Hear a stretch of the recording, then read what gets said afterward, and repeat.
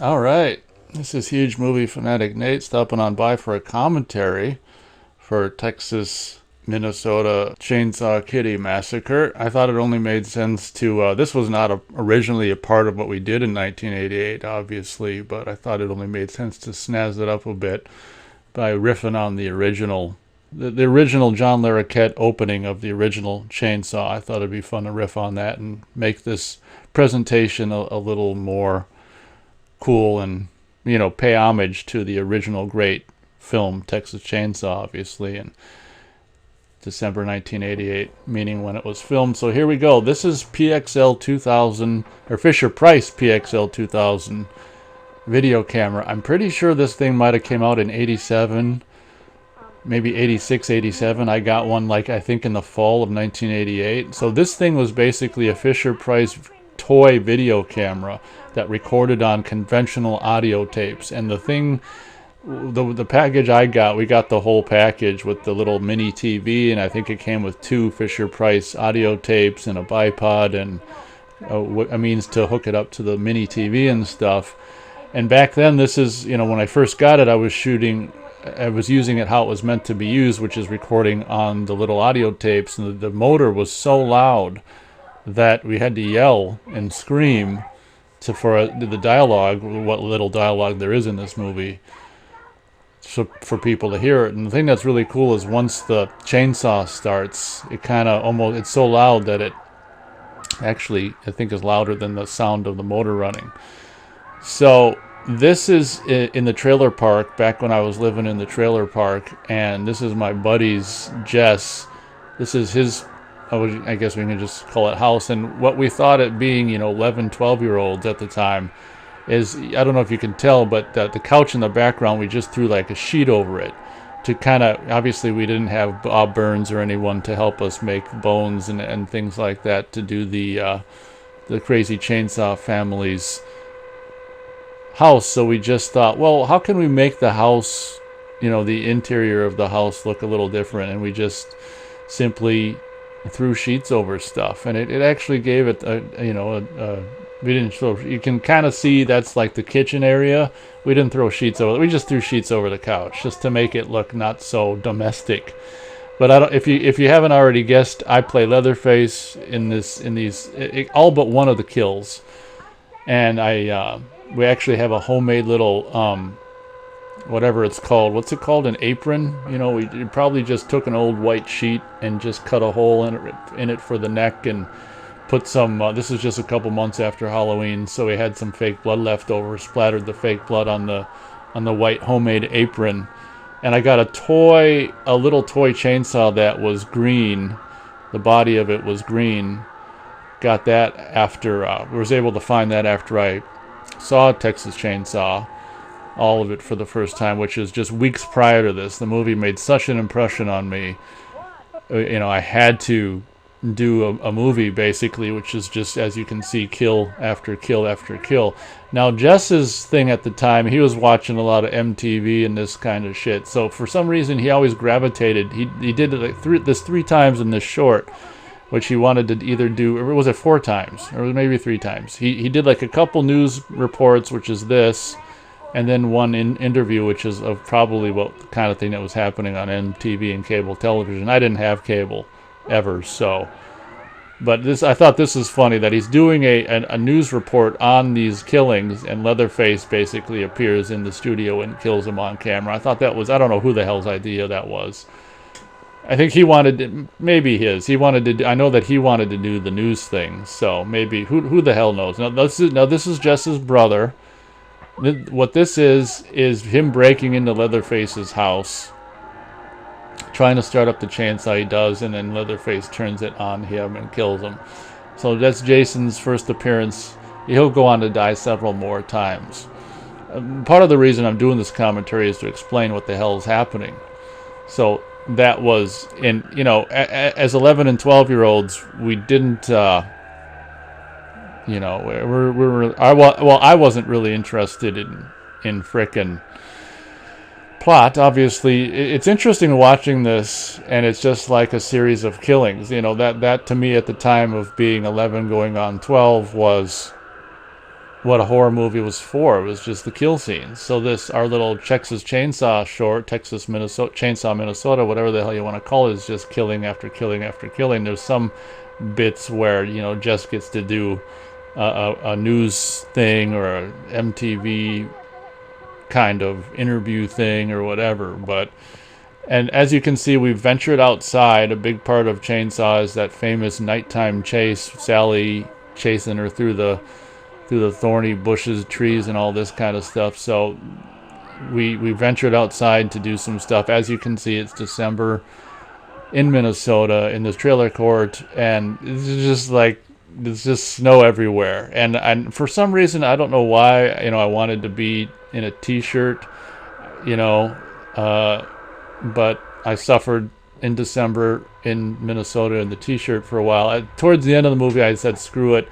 I didn't bother with the pillow anymore, and I had a jacket on. But here's Jason again getting slaughtered. And what's interesting is I thought this even back then. At the time, I think in 1988, we got a Video Treasures VHS copy of the Roger Corman Little Shop of Horrors, and those clouds every now and then that appear in the short reminded me of some of the photography in the Roger Corman Little Shop of Horrors. And what's great about this, okay, now this is interesting. This is the end of the first day. This is the end of the first day. And then this is the second day, another day of filming. And this, you can tell it's actually brighter in Jess's house here in the whatchamacallit, the kitchen here. It's brighter because it's a different day. It's probably sunnier. So Nick, he's entered the fold now, and Nick is actually operating camera. Jess actually has to point to say, no, Nick, don't follow me because I got to go turn the chainsaw sound on. You're supposed to pan over there. So Nick has now entered the fold, which is Jess's friend. So I come in once I hear the sound, which he turned on the stereo. We just recorded the probably the first time the chainsaw started up in the original film when Pam's hanging on the hook. We recorded that on audio tape and just played it on either the Jess's dad's home stereo, or if we're outdoors we have a boombox. So it's just that same chainsaw scene replayed over and over and over. Okay, here's Nick operated camera in that first kill on the second day. Here's Nick's first appearance as Jess's little brother. It's these are all supposed to be different characters that are just dying in their own ways, which a lot of them are pretty similar, obviously. And but what you can really tell the difference is how this is so much brighter than the kitchen footage from the day prior. Now I don't know if this would have been the next day, or I had no idea how long it was after the first day of shooting. It could have been the next day because kids they get into something and they just can't wait to do more. So it very well could have been the next day, but I have no idea. I know for sure that it was a different day. Jess operating camera just in time to take the chainsaw on his belly. Now here's interesting. Here we're gonna take a break from the frickin' killing for a few seconds. You can see the fake blood on the apron really well there.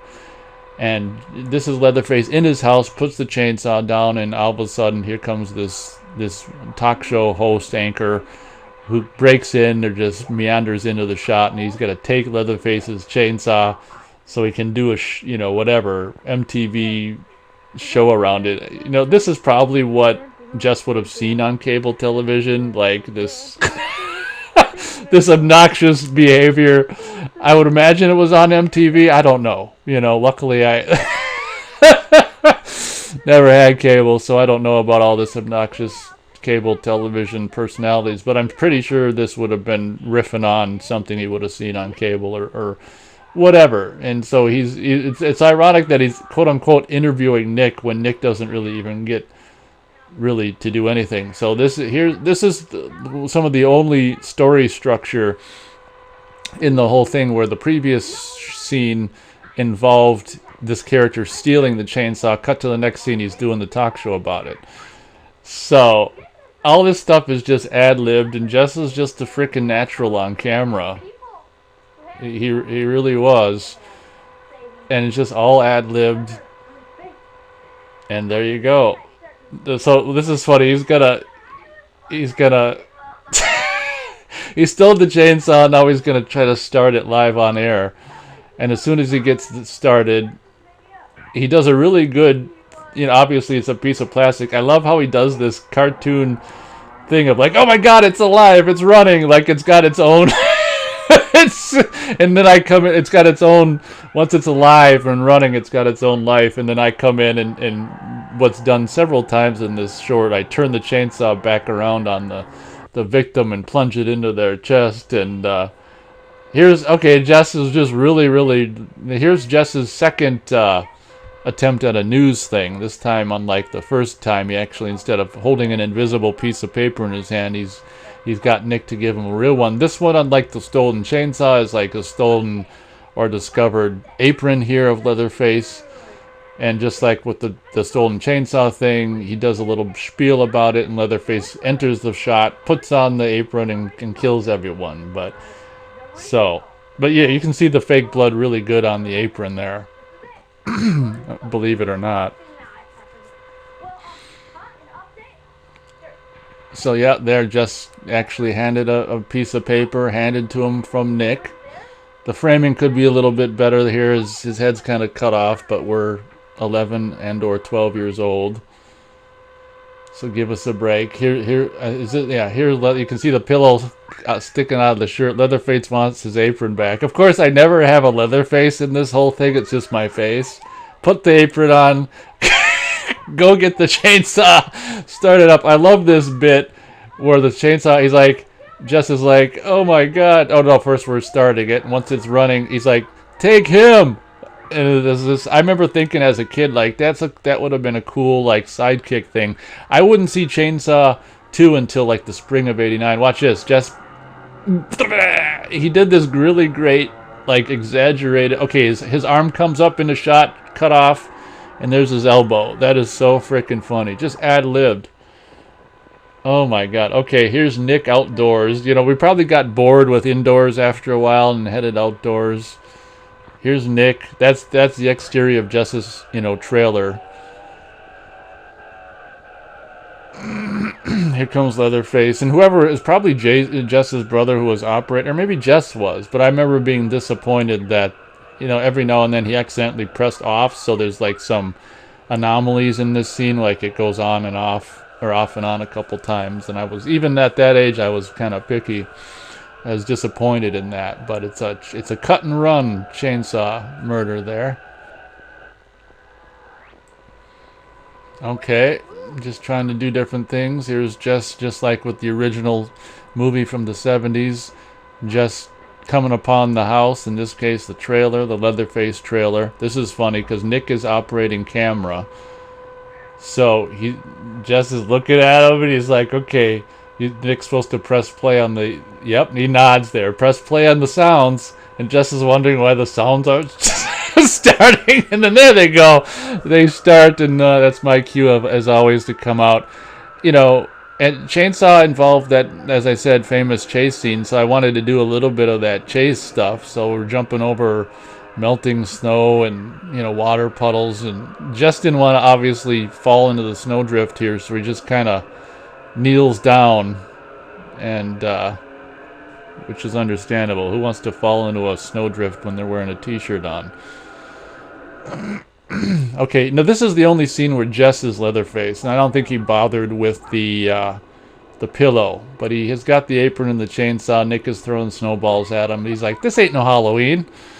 And Jess is waiting for me to, and my cameraing gets, I'm photographing this, my cameraing gets screwed up as I'm trying to press play on the boombox for the chainsaw sound. Jess doesn't even bother with, like, trying to, pantomime or fake that he's pulling the pull cord. It just starts. And that's the one and done with Jess playing Leatherface. It's interesting that he only did it once. Okay. Once again, Jess's and Jason's house. There comes Jason, Jess's brother, everyone's waiting for the chainsaw sound to start in the boombox. Once they do, we're off and running. Back what I was saying, some of the late day photography, we'll see if there's more of it in here with the sun in the distance. Reminded me even at the time of, that some of the Roger Corman Little Shop of Horrors, like the sky. And I think I was starting to say earlier how how the thing that was really cool about this camera, even though it's so lo-fi, obviously visually and audioly, until I discovered how to hook it up directly to the VCR and record that way, but is like it's so archaic, the image, it could almost be like ancient, silent 19 teens footage, or even horrible bad print of even a Roger Corman movie from the 60s. Or it just, obviously the black and whiteness aspect of it and just its horrible picture fidelity just gave it some kind of there's a charm to it. And even though you probably really can't tell, especially not having been there on the scene yourself, a lot of you probably can't tell what the hell's going on. There is still this charm to it. And I just wonder what people thought. Like, I would imagine some people looked out of their trailers and seen this goings on with the chainsaw sound. And now this bit right here, I've got the jacket and I'm so sick of the pillow. I don't do the pillow. Right here, there's a safety pin that was holding right above in the back of my neck the robe together. Right here, as I go to run away, the safety pin at some point had come undone, and as I go to run away, I step on the robe, which pulls the safety pin and sticks me in the back of the neck. I remember that right there. I don't know why the hell we needed a safety pin. Maybe just to make it tighter around my neck, but I remember that right there. I stepped on the robe. There's a bad cut, like one of that. There's a version of Godzilla versus Megalon where the editing screwed up at the very end.